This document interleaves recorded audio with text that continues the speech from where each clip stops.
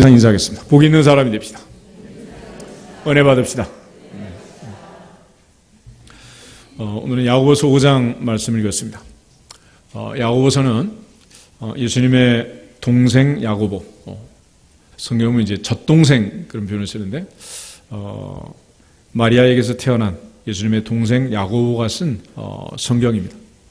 예수님의 동생이 쓴 책이 하나 더 있는데, 계시록 앞에 유다서라는 책, 유다서. 그래서 예수님의 동생들이 나중에 이제 주님을 믿고 사도가 되는, 사도의 반열에서는 이런 야고보, 유다 같은 분들이 있는데, 야고보는 사도행전 15장을 보면 이제 그 예루살렘 공회가 열렸을 때 베드로의 변증이 있게 됩니다. 근데 마지막에 이 야고보가 결론을 내리게 돼요. 그래서 이 야고보는 사도들에게도 상당한 영향력을 미치고 초대 예루살렘 교회를 오랫동안 또 사역을 했던 사역자로 생각을 합니다. 그러나 이제 야고보 당시 초대교회는 세단 집사님의 순교를 기점으로 해서 흩어지게 되고, 대부분 이제 모든 이스라엘 백성들이 이제 흩어져 사는, 여러 나라 땅에 이민을 가서 이방인으로 사는 그런 상황에 처하게 됩니다.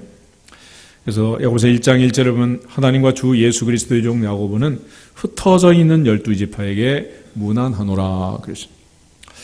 당시 그 유대인들의 인구를 95만, 96만 그렇게 추정을 하는데, 대략 한 5, 6만 정도는 예루살렘에 살고 나머지는 전부 이제 흩어져 살았던 것으로 이제 성경의 기록들이 나옵니다. 사도행전 2장에 보면 이제 오순절에 성령 충만함이 임할 때, 당시에 이제 그 제자들을 세술에 취했다 이렇게 비난하던 그 오순절의 순례자들이 있는데, 그들이 이제 예루살렘의 절기를 지키기 위하여 예루살렘을 방문한 거죠. 근데 대략 한 13개 지역 이상의 그 나라들의 이름들이 이제 거명이 되고 있는데, 이처럼 많은 지역에 이제 흩어져서 대부분 살았습니다. 그야말로 고향을 떠나서, 집을 떠나서 살다 보면 고생밖에 더 하겠습니까? 그래서 야고보서는 그러한 그 이방인 땅에서 흩어져 살던 유대인들에게 이 고난을 어떻게 극복하느냐 하는 문제를 가르쳐 주고 있는 그런 책입니다. 그래서 야고보서를 가르쳐 일명 신약의 지혜서다 그렇게 얘기를 하기도 해요. 그래서 1장 5절에 가면 너희 중에 누구든지 지혜가 부족하거든 모든 사람에게 후히 주시고 꾸짖지 아니하시는 하나님께 구하라 그러면 주시리라 했습니다. 야고보는 특별히 여러 가지 시험을 당할 때 온전히 기쁘게 여겨라. 그것을 믿음의 시련, 인내를 만들어내는 기회로 삼아라 했습니다. 그리고 야고보는 가장 으뜸이 되는 그 신앙의 척도를 인내라고 생각했고, 인내를 온전히 이루어라. 그러면 너희가 온전하고 조금도 부족함이 없이 온전하고 구비된 신앙인이 될 것이다 라고 말했어요. 특별히 오늘 5장 13절을 보면 너희 중에 고난당하는 자가 있느냐, 너희 중에 즐거워하는 자가 있느냐, 너희 중에 병든 자가 있느냐. 특별히 주님을 섬기고 하나님을 믿고 신앙인으로 살면 좋은 일만 있고 고난도 없고 질병도 없으면 참 좋겠지만, 1세기 당시에도 하나님을 섬기는 자들 중에도 고난당하는 자가 있고 즐거워하는 자가 있고 특별히 병든 자가 있었다라고 말합니다. 신앙은 결국 이러한 어려움이 왔을 때 우리가 이거를 어떻게 대처하느냐 하는 것을 척도로 삼아서 우리의 믿음을 진단하게 되어 있습니다. 결국 믿음이라는 것은 고난을 극복하는, 고난을 이겨내는, 고난을 감당하는 수준이라고 하는 거예요. 평안할 때, 모든 것이 형통하고 잘 될 때, 그때는 믿음 좋은지 안 좋은지 이게 드러나지 않습니다. 길가에 가로수가 뿌리가 깊이 내렸는지 안 내렸는지 알 수 없지만, 비바람이 치고 태풍이 휘몰아치면 뿌리 깊은 나무는 든든히 서지만 뿌리가 약한 나무들은 다 넘어지고 마는 것처럼, 신앙이 깊이가 있고 믿음의 견고에 있어서 흔들리지 않는 사람들은 이 고난 앞에서 무너지지 않는다. 그러나 믿음이 연약하면 고난이 왔을 때 다 흔들리게 되어 있습니다. 그러나 성경은 반대로 또 이 고난이라는 것을 토인비가 말했던 그 도전과 응전이라는 그 법칙처럼 고난이 왔을 때 오히려 신앙은 더 깊어지고 뿌리가 깊이 내리고 든든히 서게 되는 것을 강조합니다. 시편 119편을 보면 67절에 고난 당하기 전에는 내가 그릇 행하였더니 이제는 주의 말씀을 지키나이다. 71절에는 고난 당한 것이 내게 유익이라 이로 인하여 내가 주의 율례를 배우게 되었습니다. 라고 고백합니다. 결국 고난이 옴으로써 꼭 손해가 아니라는, 고난이 옴으로써 우리 한 단계 더 성장하고 성숙할 수 있는 기회가 된다라는 것을 강조합니다. 보통 나무를 자르면 나이테가 나옵니다. 추운 겨울이 왔는데 이 겨울을 잘 견디고 겨울 한 번씩 넘길 때마다 나이테가 하나씩 늘어나게 된다. 늘어나요. 여러분 앉아있는 장의자는 인도네시아, 말레이시아 이런 데서 큰 그 열대 우림에서 가져온 원목들을 가지고 만든 건데 거긴 별로 그 소나무에 있는 그런 나이테는 없어요. 안 보이죠? 이거는 너무 따뜻한 나라에서 편안하게 큰 나무들이라 나이테가 없는 거예요. 나이테. 그러니까 위기 관리 능력이라는 것은 고난을 겪을 때에 드디어 이제 하나씩 생기고 성장하고 성숙의 과정을 거쳐가게 된다. 그런 측면에서 젊어서 고생은 사서라도 해라. 오늘 야고보가 말하는 이 고난이라는 것, 이것은 여러 가지 이제 상황으로 올 수가 있겠지만 욥기를 보면 대체로 이제 4가지 루트가 있습니다. 가장 첫 번째 1단계의 고난은 물질. 그래서 무엇을 먹을까, 마실까, 입을까. 태초부터 오늘까지 수없이 많은 인류가 살았지만 아직도 여전히 근심 걱정하는 첫 번째 문제는 뭐냐? 경제. 먹고 사는 거. 먹고 사는 거. 그러니까 어느 나라도 대통령 선거하면 그러잖아.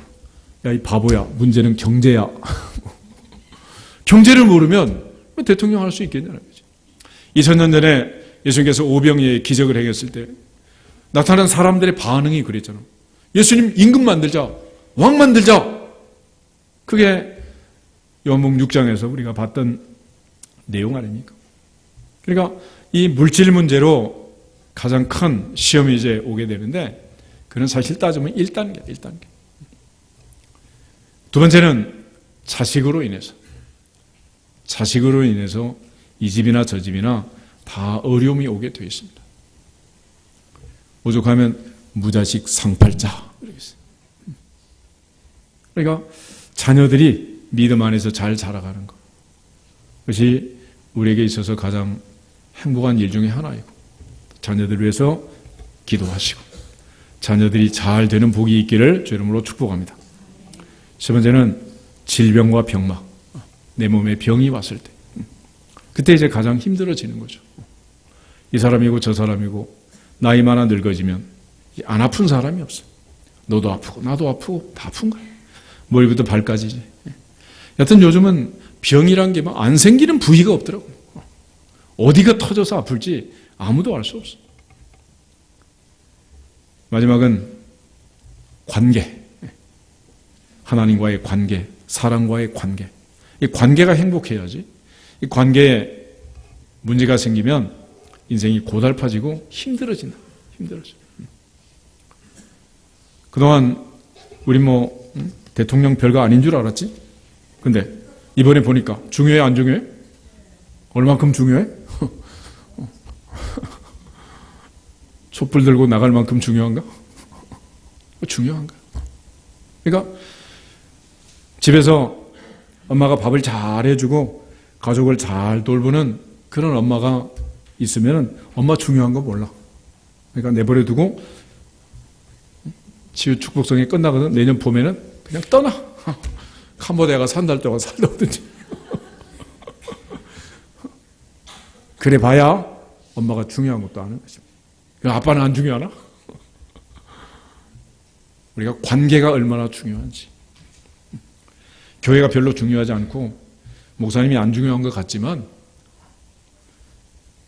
중요한 사람에게는 굉장히 중요합니다. 결국 내 인생에서 하나님과 나 사이의 수직적인 관계, 사람과 사람 사이의 수평적인 관계, 이 관계가 편안하고 행복해야 우리가 인생이 행복하고 삶이 행복하게 되고, 하나님 앞에서 이런 고난들이 올 때 우리 어떻게 할 거냐고요. 야고보는 너 중에 고난 당하는 자가 있느냐? 저는 기도할 것이요. 즐거워하는 자가 있느냐? 저는 찬송할지니라. 병든 자가 있느냐? 저는 교회 장로들을 청할 것이요. 그들은 주의 이름으로 기름을 바르며 위하여 뭐 할지니라? 기도할지니라. 그래서 고난 중에는, 질병 중에는 기도하고 즐거움 중에는 찬송해라 라고 말했습니다. 기도와 찬송이 무슨 의미를 갖느냐? 이는 대상이 뭔가를 알면 야고보의 의미를 금방 알 수 있습니다. 기도라는 것은 바리새인처럼 큰 거리 어귀에 서서 사람 들으라고 하는 것이 아닙니다. 찬송이라는 것은 큰 무대에서 콘서트 하듯이 무대와 관객 사이에 교감을 갖고 관중을 기쁘게 하는 게 찬양이 아니에요. 기도라는 것은 대상이 있습니다. 기도의 대상은 오직 하늘에 계신 하나님 한 분뿐인 줄 믿습니다. 찬양의 대상도 마찬가지예요. 찬양은 오직 하나님께 찬양하고 하나님만 찬양하고 하나님을 찬양하는 거예요. 그러므로 예배 시간에 우리가 대표로 기도하고 대표로 찬양을 하잖아요. 그러면 내가 은혜 받으면 물론 뭐 좋겠지만 그 시간은 은혜 받는 시간이 아니고 나도 마음을 모아서 하나님께 기도하는 시간이고 마음을 모아서 하나님 앞에 찬양하는 시간이 돼야 진짜 찬양이 되는 것입니다. 기도하는 사람, 찬양하는 사람도 마찬가지예요. 물론 초등학교 1학년은 엄마 나 오늘 기도 잘했지?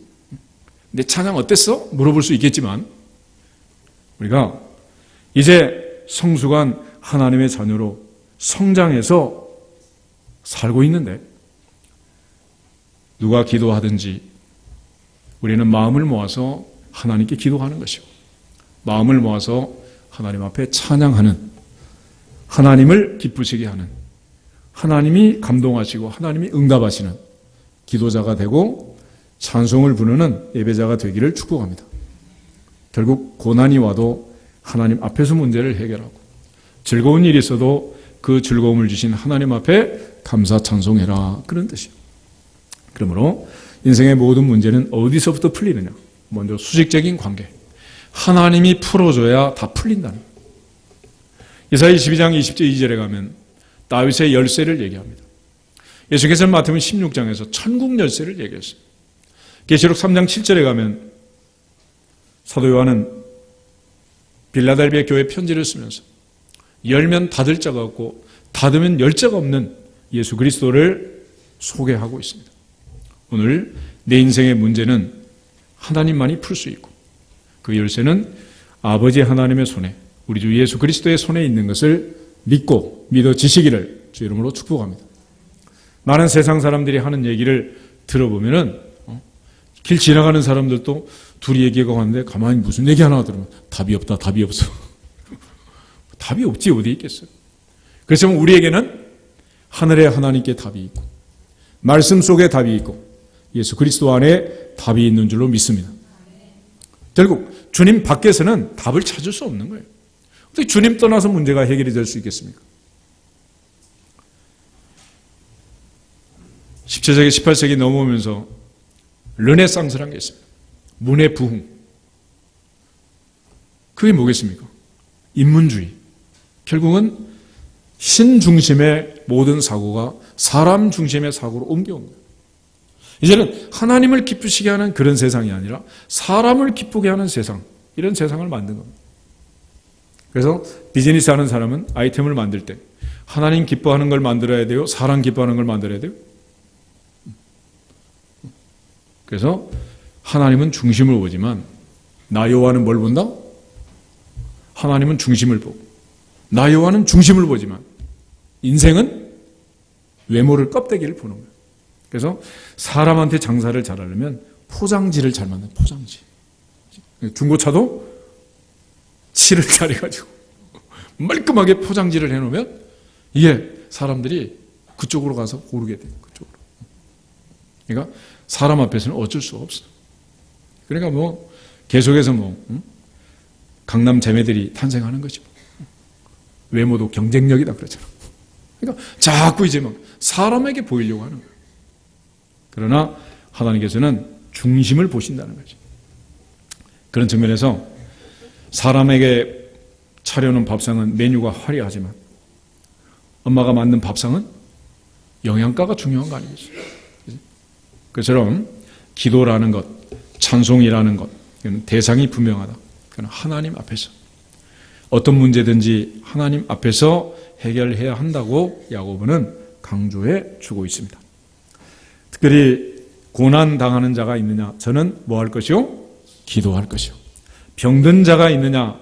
그도 역시 장로들을 청해서 함께 기도할지니라 라고 말했습니다.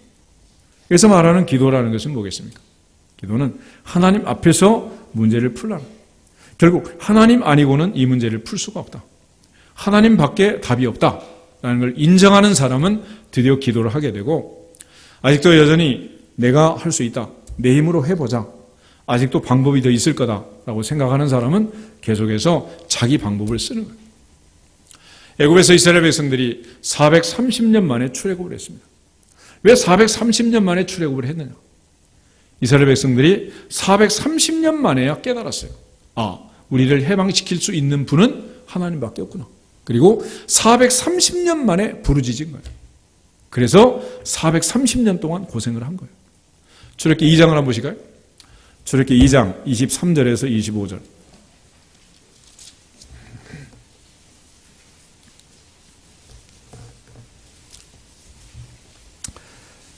출애굽기 2장 23절에서 25절 말씀.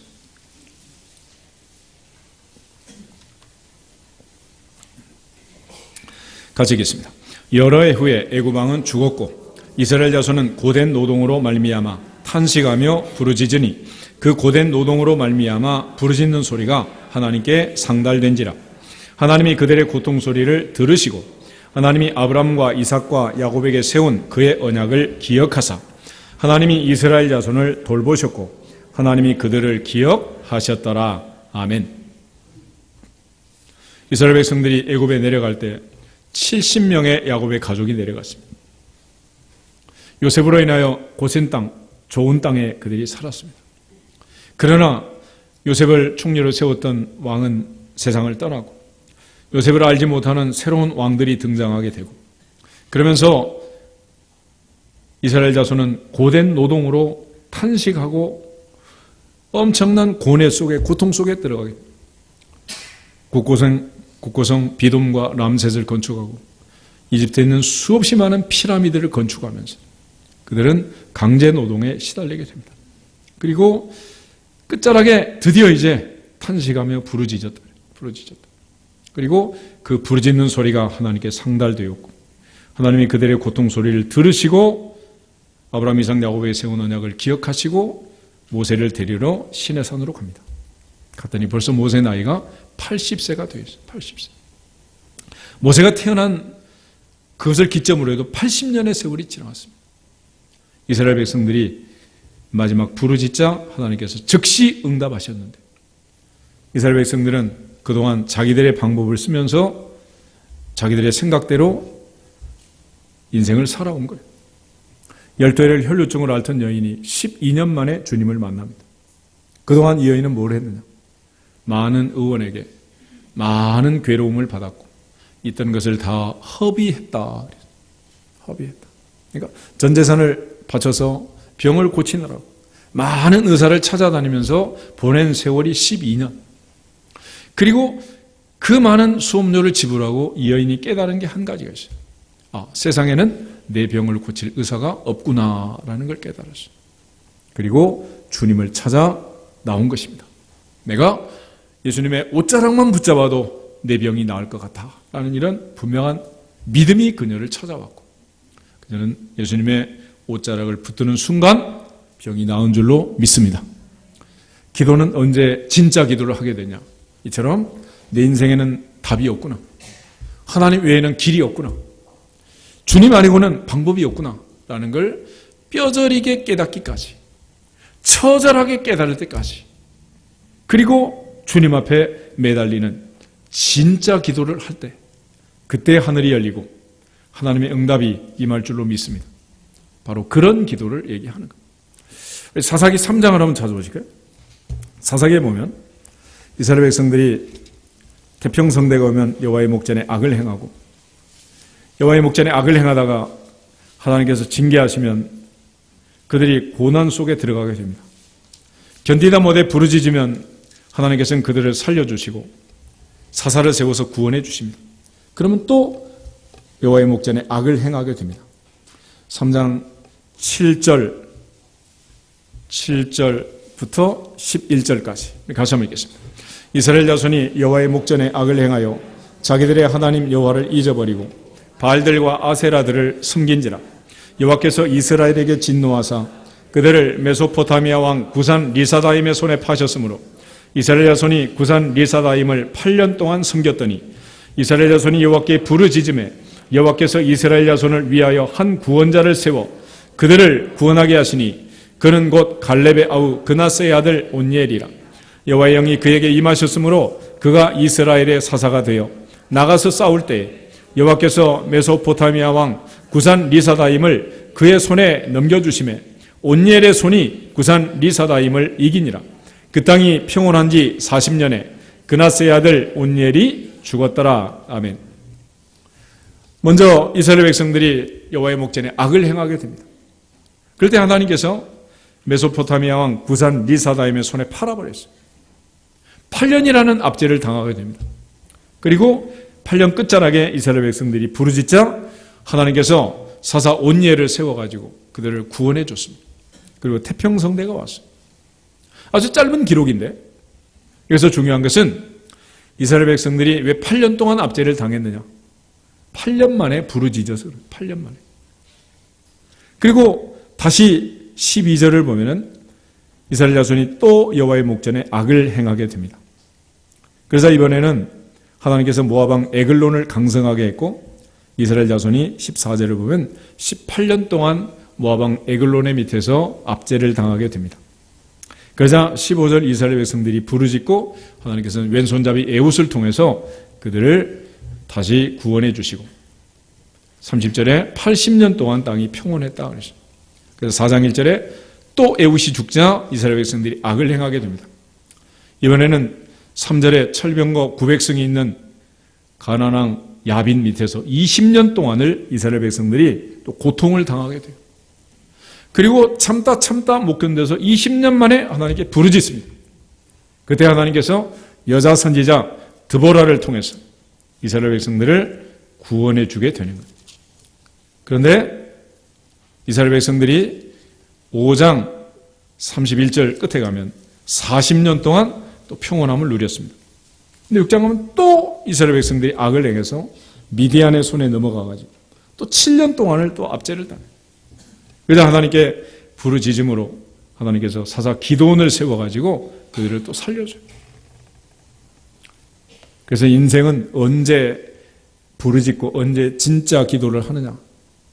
내 방법대로 내 능력으로 견딜 만큼 견디어보고 방법을 찾을 만큼 찾아보고 해볼 만큼 해보고 방법이 없구나. 답이 없구나. 이거는 주님밖에 풀 수 없다라는 결론을 얻게 되면 그때 진짜 기도를 한다는 거예요. 그래서 병원에 입원해가지고 병원에서 병을 고쳐줄 수 있으면 좋죠.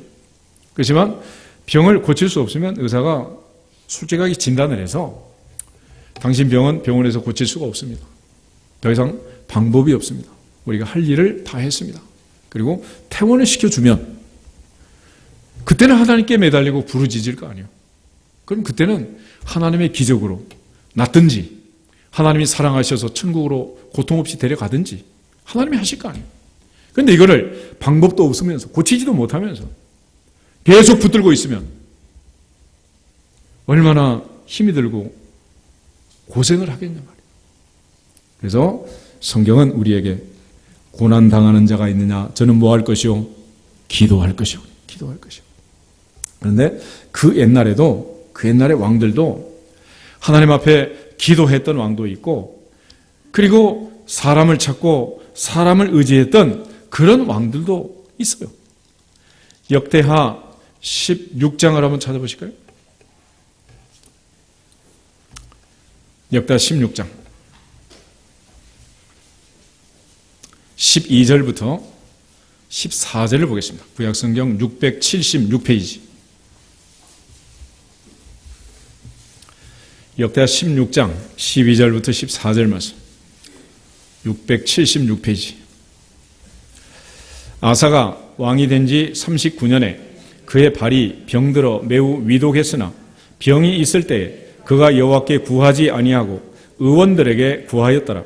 아사가 왕위에 있은 지 41년 후에 죽어 그의 조상들과 함께 누움에 다윗성에 자기를 위하여 파두었던 묘실에 무리가 장사하되 그의 시체를 법대로 만든 각양 향 재료를 가득히 채운 상에 두고 또 그것을 위하여 많이 분향하였더라. 아멘.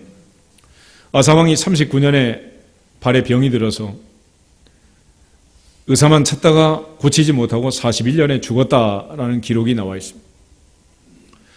우리가 잘 아는 히스기야라는 왕은 병들에 죽게 되었을 때 그는 벽을 향해서 기도를 합니다. 다시 말하면 사람을 찾지 않고 전능하신 하나님을 찾아서 죽이든지 살리든지 하나님께서 뜻대로 하시옵소서.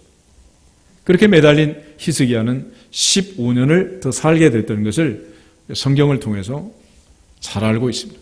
그러나 이 아사라는 왕은 의사만 찾다가 결국은 세상을 떠나고 말았어요.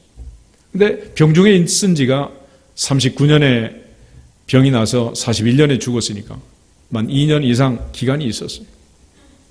여러분, 2년이란 기간은 하나님밖에 내 병을 고칠 수가 없구나라는 것을 깨닫는데 시간이 너무 모자랍니까? 아마 아사에게는 좀 모자란 것 같아요. 그러나 우리가 어떤 상황에서든지 내 문제를 해결할 수 있는 분은, 이 고난을 풀어줄 수 있는 분은, 내 병을 고칠 수 있는 분은 전능하신 하나님, 전능하사 천지를 만드신 하나님 아버지이심을 믿고 믿어지기를 축복합니다. 그분의 손에 답이 있고 열쇠가 있다는 것. 예수님께서도 십자가의 죽음을 앞에 두고 기도하셨습니다. 마지막 제자들의 발을 씻겨주시고 최후의 만찬을 드시고 마지막 그날 밤 기도에 대한 말씀, 성령 보혜사에 오실 것에 대한 말씀, 여러 가지 말씀을 하시고 요한복음 17장에 중보 기도를 하시고 찬송하면서 기드론 시내를 건너 감람산 겟셋마네 동산에 가서 기도하셨습니다. 예수님께서 기도하셨던 그날의 기도가 복음서에 다 기록이 되어 있는데 그 중에 누가복음 22장 39절을 한번 보겠습니다. 누가복음 22장 39절.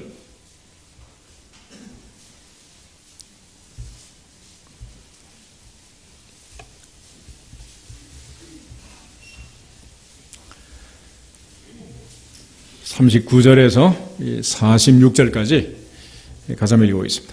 예수께서 나가사 습관을 따라 감람산에 가시매 제자들도 따라갔더니 그곳에 이르러 그들에게 이르시되 유혹에 빠지지 않게 기도하라 하시고 그들을 떠나 돌 던질 만큼 가서 무릎을 꿇고 기도하여 이르시되 아버지여, 만일 아버지의 뜻이거든 이 잔을 내게서 옮기시옵소서. 그러나 내 원대로 마시옵고 아버지의 원대로 되기를 원하나이다 하시니 천사가 하늘로부터 예수께 나타나 힘을 더하더라. 예수께서 힘쓰고 애써 더욱 간절히 기도하시니 땀이 땅에 떨어지는 핏방울같이 되더라. 기도 후에 일어나 제자들에게 가서 슬픔으로 인하여 잠든 것을 보시고 이르시되 어찌하여 자느냐, 시험에 들지 않게 일어나 기도하라 하시니라. 아멘. 예수께서는 십자가의 죽음을 앞에 두고 감람산에서 겟셋마네 동산에서 아버지 하나님 앞에 기도했습니다.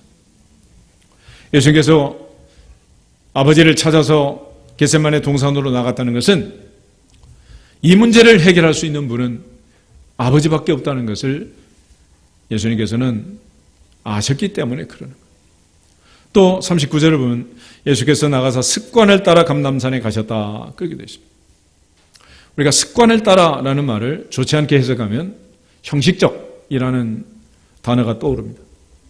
그러나 예수님께서 습관을 따라 감람산에 가셨다라고 말하는 이 기도하는 습관은 예수님은 기도가 삶이었고 삶이 기도였다라는 뜻입니다.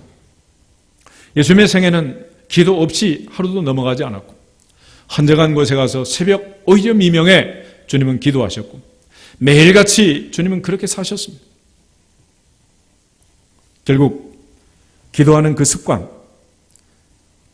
감람산에 가서 아버지 앞에 무릎 꿇었던 그 주님의 모습, 이 모습 속에서 기도하는 좋은 습관을 들이고 특별히 내 인생의 문제는 하늘의 하나님밖에 풀 수 없다는 사실을 알고 날마다 아버지 앞에 무릎 꿇는 좋은 습관이 있기를 축복합니다.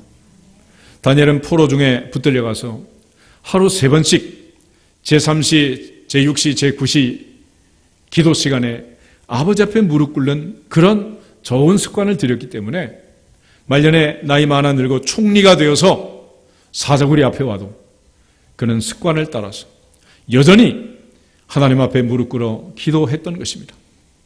오늘 특별히 청소년부 자녀들이 같이 예배를 드리는데 애들이 뭐 갑자기 어른이 돼서 믿음이 좋아진다고 저는 절대 그렇게 생각하지 않습니다. 지금 기도하는 아이는 어른이 돼도 기도하고 지금 뺀질거리면 그때도 그렇게 될 수밖에 없어요. 그렇잖아요. 지금 믿음이 좋고 흔들리지 않아요. 나중에 장로님, 권사님, 목사님 돼도 흔들리지 않는 거예요. 마찬가지입니다. 결국 습관이란 게 얼마나 중요한지. 다니엘을 보면은 언제부터 다니엘은 그랬느냐. 다니엘 1장 한번 보실까요? 다니엘 1장.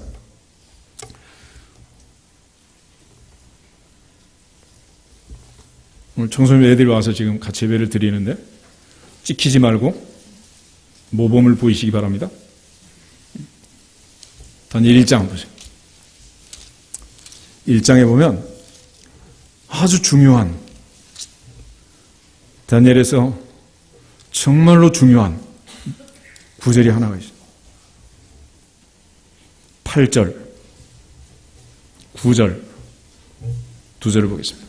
다니엘은 뜻을 정하여 왕의 음식과 그가 마시는 포도주로 자기를 더럽히지 아니하리라 하고 자기를 더럽히지 아니하도록 환관장에게 구하니 하나님이 다니엘로 하여금 환관장에게 은혜와 긍휼을 얻게 하신지라. 아멘. 이때 다니엘이 나이가 몇 살이냐? 이때 다니엘은 소년이었어. 소년. 다니엘은 어린 소년이었다. 어린 소년. 바로 어려서 청소년 시절에 다니엘은 한 번 뜻을 정했고 그때부터 나는 성경이 금지하는 음식들을 먹겠다 안 먹겠다? 안 먹겠다. 거절한 거예요. 거절. 그래서 다니엘은 어린 시절부터 하나님의 뜻에 따라서 하나님이 먹으라는 것은 먹고 먹지 말라는 것은 안 먹고 근데 아담부터 시작해가지고 먹으라는 것은 안 먹고 안 먹으라는 것은 먹고 그래서 인생이 복잡해진 거 아니에요. 근데 이 뜻은 어른 돼서 정하는 게 아니에요. 어린 시절, 소년 시절. 요셉이란 애굽의 총리도 마찬가지죠. 그는 17살에 보디발의 집에 팔려갔습니다. 어린 시절부터 그는 뜻을 정하고 보디발의 아내의 유혹을 물리치고 감옥을 택하고 어린 시절부터 그렇게 하나님을 잘 섬긴 거예요. 오늘 여러분의 가장 어린 시절은 언제냐? 오늘이야, 오늘. 좀 알려줄 거예요? 옆 사람 한번 인사를 해봐. 오늘이 우리의 어린 시절입니다. 이젠 다 늙어질 거예요. 오늘 뜻을 정해야 돼. 다시 한번 오늘 뜻을 정합시다. 그럼 평생이 행복하게 될 것입니다. 이걸 뭐 평생을 고생하고 끝자락에 가서야 아사방처럼 말년에도 깨닫지 못하고 의사만 찾다 죽으면 얼마나 허망한 일이냐. 하나님의 보좌 앞에서 내 인생의 답은 전능자에게 있음을 알고 너 중에 고난당하는 자가 있느냐? 저는 기도할 것이요 즐거워하는 자가 있느냐 저는 찬송할지니라. 병든 자가 있느냐 그는 교회 장로들 청하고 그들은 주님의 이름으로 기름을 바르며 위하여 기도할지니라. 민족의 문제든지 교회 문제든지 기도 문제든지 거마대 반석교회 건축 문제든지 결국은 전능자에게 있다면 시편 127편에 솔로몬이 고백할 때 여호와께서 집을 세우지 아니하시면 세우는 자의 수고가 헛되고 여호와께서 성을 지키지 아니하시면 파수꾼의 경성함이 허사로다라고 말했습니다. 전능하신 하나님께서 세워주지 아니하시면 다 허망한 일이 되고 만다. 그래서 야고보는 오늘 흩어져 있는 12지파를 향해서 먼저 하나님께 기도해라 라고 말했습니다. 결국 전능하신 그분이 세워주시고 복을 주셔야 되는 거지 우리가 알고 있는 상식, 우리가 알고 있는 경험 그것만 가지고 살 수가 없어요. 결국 고난 중에 기도하면 하나님께서는 그 고난이 넘어가게 하시고 인생의 봄날을 맞이하게 할 줄로 믿습니다. 우리 국민교육원장에 보면 그런 말이 나오죠. 우리는 민족 중흥의 역사적 사명을 가지고 이 땅에 태어났다 그랬어요. 역사자는 그 민족 중흥이란 말을 그렇게 좋아하지 않는다 그러더라고요. 왜냐하면 역사를 보면 민족 중흥기가 오면 반드시 그 다음에는 무슨 기가 오겠어요? 쇠퇴기가 오는 거예요. 쇠퇴기. 반짝하다가 이제 쓰러지는 거지. 우리는 고난 중에 기도하면 고난은 물러가고 형통하게 되고 사사기에서 본 것처럼 고난 중에 부르짖으면 태평성대가 오게 되죠. 태평성대가 오면 어떻게 되냐? 여호와의 목전에 악을 행하고 넘어지게 된다는 거예요. 그러므로 고난 당한 것이 위험합니까? 태평성대가 위험합니까? 뭐가 위험해? 태평성대가 위험합니다. 그래서 교회사를 보면 국민소득 10,000불이 넘어가면 교회 부흥이 거의 멈춘다 그래요. 이제는 하나님 없이도 배부르니까. 하나님 없어도 하늘에서 만나 안 내려와도 비상식량 많이 있으니까 숲에 가면 마트에 가면 언제든지 또 사 먹을 수 있으니까 하나님 안 찾아. 그렇게 돼요. 그래서 모세가 걱정이었던 게 가나안 땅에 들어가서 먹어서 배가 부르고 좋은 집을 짓고 우양이 번성하고 은금이 증식되고 마침내 복을 받을 때 너희가 너희 하나님 여호와를 잊어버리고 내 손의 힘과 내 능력으로 내가 이 재물을 얻었다 할까? 그것이 걱정이다 그랬습니다. 그런 걱정이 가나안 땅에 들어가서 이제 생기게 되는 거죠. 결국 인생의 위기는 언제 오느냐?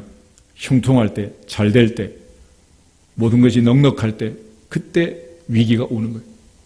이 사람이든 저 사람이든 항상 성공을 조심해야 됩니다. 여러분, 우리가 7가지 그 표적을 그동안 봤었는데 오병이어의 기적 있은 다음에 예수님께서 산으로 기도하러 가셨죠. 그리고 제자들은 갈릴리 바다 건너편 베세다 광야에서 집이 있는 가버나움으로 가도록 그렇게 했습니다. 그리고 그 밤에 큰 풍랑이 일었잖아요. 그것이 갖는 의미가 무엇이겠습니까? 그날 그 기적이 끝난 다음 사람들의 반응이 있었어요. 요한복음 6장 한번 찾아보겠습니다. 요한복음 6장 다시 보시면 복습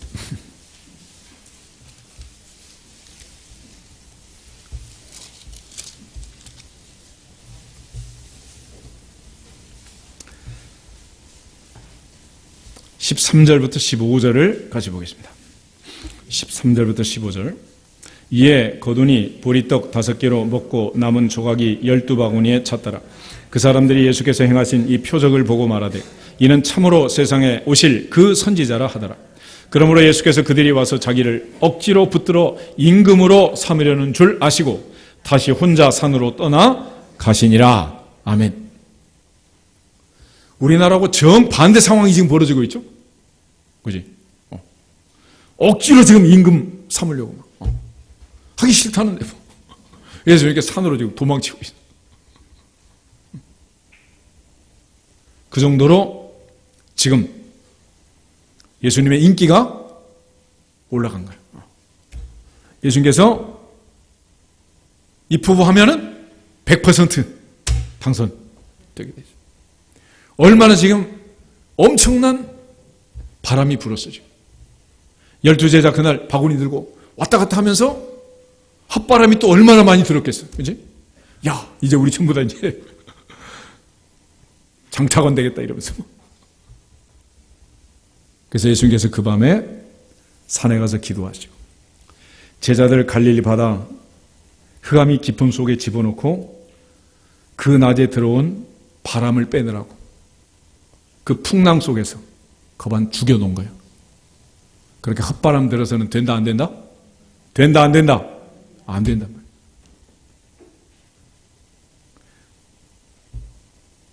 그래서 인생의 위기는 언제 오느냐? 실패할 때 오는 게 아니라 성공할 때 오는 거예요. 고난당하는 사람은 힘들어 보이지만 겉으로 볼 때는 안 되어 보이지만 실제로는 어떤 사람이 위기냐? 성공한 사람. 성공한 사람. 청와대에 들어가지 못해서 안타까운 사람들은 별로 문제가 없어. 이미 들어간 사람이 문제지. 언제나 위기는 거기서 오는 거예요. 거기서. 그래서 외국에서는 다 노블리스 오블리제 하는 거 아니겠어요? 성공한 사람들의 의무가 있다. 책임이 있다. 그래서 나누고 베풀라는 거 아니겠어요? 오늘 예수님께서 습관을 따라 감람산에 가셔서 우리에게 주신 여러 가지 교훈이 많지만 그 중에 하나는 하나님밖에 답이 없다는 사실이고 인생은 항상 하나님 앞에 겸손하고 겸비해야 한다는 것을 가르쳐주고 있습니다. 또 하나 중요한 것은 지금은 보통 기도할 때가 아니라 아침 저녁 기도하는 상번제를 드리는 하루 3번씩 기도하는 그런 일상적인 기도가 아니라 십자가의 죽음을 앞에 두고 있는 이 상황에서 예수님은 특별 기도를 선포하는 거예요. 사무엘이 미스바에서 회개 운동, 금식 운동을 선포한 것처럼 지금 우리의 상황이 어떻습니까? 보통 기도해서 될 때가 아니잖아요. 나라도 교회도 컴바대 반석계 건축도 그냥 되는 거 아니에요. 하나님 앞에 특별 기도하고 특별히 무릎 꿇고 하나님의 은혜를 기다리고 하나님의 도우심을 기다리고 하나님의 뜻을 찾을 수 있기를 주의 이름으로 축복합니다.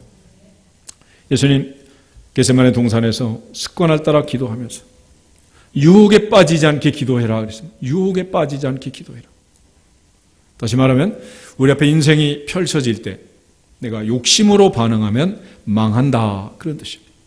욕심이 잉태하면 죄를 낳고 죄가 장성하면 사망을 낳는 건데 형제들아 속지 말아라. 가장 좋은 은사와 가장 좋은 선물은 위로부터 빛들의 아버지께로부터 내려온다. 하나님이 주지 않은 것은 다 좋은 게 아니다. 내가 욕심부려 선택한 것은 결코 좋지 않다. 그걸 가르쳐주기 위해서 예수님께서 다시 한번 나의 원대로 마시고 아버지 원대로 되기를 원합니다. 그래서 내가 원하는 뜻이 있고 아버지가 원하는 뜻이 있는데 둘이 지금 충돌을 하고 있습니다. 충돌. 엄청난 충돌을 하고 있어요. 아담과 하와는 내가 원하는 바와 하나님이 원하는 바가 충돌할 때 어떤 선택을 했습니까? 내가 원하는 바를 선택한 거예요. 그러나 믿음의 조상 아브라함은 롯과 선택할 때 네가 우하면 나는 좌하고 네가 좌하면 나는 우하겠다. 결과를 하나님께 맡겼습니다. 마찬가지로 예수님 지금 기도하시면서 하나님께 맡기고 있는 거예요. 어느 쪽이든 순종하겠습니다. 어느 쪽이든 따라가겠습니다. 그거 아닙니다. 인생을 살면서 항상 아버지의 손에 우리 인생을 맡기고 아버지의 원대로 살아갈 수 있기를 축복합니다. 선지자 이사야는 하나님의 뜻, 하나님의 길, 하나님의 생각을 우리의 생각과 비교해요. 하나님의 생각은, 하나님의 뜻은, 하나님의 길은 하늘이 땅보다 높음 같이 우리의 생각, 우리의 뜻, 우리의 길보다 높다라고 말했습니다.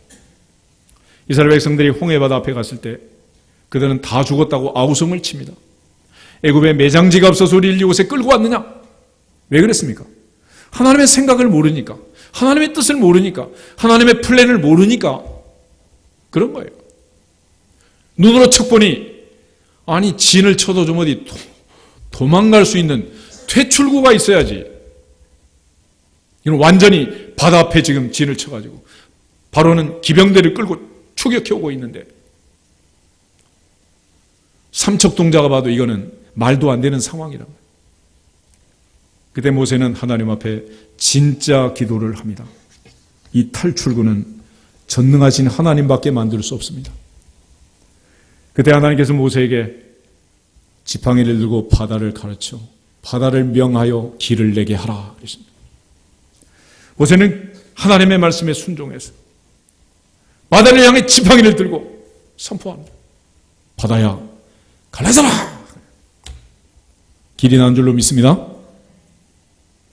그리고 하나님의 계획은 바로라는 녀석을 너무 잘 아는 거예요. 언제까지 쫓아와? 언제까지? 죽을 때까지. 죽을 때까지 쫓아온단 말이에요. 그래서 홍해바다 한가운데 바로를 죽이려고 하나님 계획을 갖고 계십니다. 그런데 이걸 모르니까 아우성을 치고 원망을 하는 것이. 사랑의 첫 번째 원리는 이것입니다. 하나님은 당신을 사랑하시고 당신을 위한 놀라운 계획을 갖고 계십니다. 할렐루야. 그래서 그 계획을 믿기 때문에 기도하라는 거예요. 기도. 오늘 야고보가 말하는 기도는 고난당했을 때 기도, 병들었을 기도, 그런 기도는 특별히 믿음의 기도여야 한다. 15절 보면 믿음의 기도는 병든 자를 구원할 것이다 그랬습니다. 또 병낫기를 위하여 서로 기도해라. 서로 기도. 너는 나를 위해서, 나는 너를 위해서. 흔히 중보 기도라는 말을 쓰는데 우리 중보자는 오직 예수님 한 분뿐이다. 그러니까 중보 기도라 하지 말고 서로 기도라고 하자. 이렇게 따지나 몰라. 하여튼 기도 안 하는 사람들이 말장난을 얼마나 하는지 그냥. 그렇게 말장난하면 어디 뭐 하늘이 열리나. 그리고 엘리야를 예로 들어서 간절히 기도하라고 말. 가장 따라서 믿음의 기도, 서로 기도, 간절한 기도. 그런데 더 중요한 기도가 있어요. 16절 보시면 이러므로 너희 죄를 서로 구하며 병낫기를 위하여 서로 간구하라. 기도하라. 의인의 간구는 역사하는 힘이 많으니라. 무슨 뜻이겠습니까? 나는 너를 위해서, 너는 나를 위해서 기도하기 전에 먼저 회개해야 한다. 깨끗해야 한다. 할렐루야. 큰 집에는 금그릇, 은그릇, 나무그릇, 질그릇 많은 그릇이 있어요. 그렇지만 하나님이 쓰는 그릇은 오직 어떤 그릇? 깨끗한 그릇. 심지어 깨진 그릇, 찌그러진 그릇도 쓸 수 있지만 더러운 그릇은 쓸 수 없다. 하나님 앞에서 깨끗한 그릇이 되어서 서로 위해서 기도하고 하나님의 역사를 체험할 수 있기를 주의 이름으로 축복합니다. 엘리야는 바로 성경이 우리와 똑같은 사람이었지만은 그런 기도를 드린 거예요.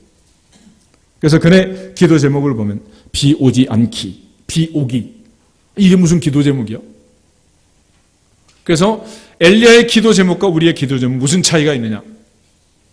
엘리야의 기도 제목은 말이 안 되는 것, 그런 걸 골라서 기도하는 거고, 우리가 볼 때 말이 안 된다는 것은 결국 이거는 누구만 할 수 있는 겁니까? 하나님만 할 수 있는 거예요. 그래서 말이 안 되는 기도를 할수록 믿음은 강하다. 그런데 우리는 다 할 수 있는 것, 그런 거 하는 거야. 그런 거, 그지? 소풍 가기로 해놓고 소풍 잘 갔다 오게 해주세요. 그럼 네가 밥 싸먹고 김밥 싸고 갔다 오면 되지 뭘 기도.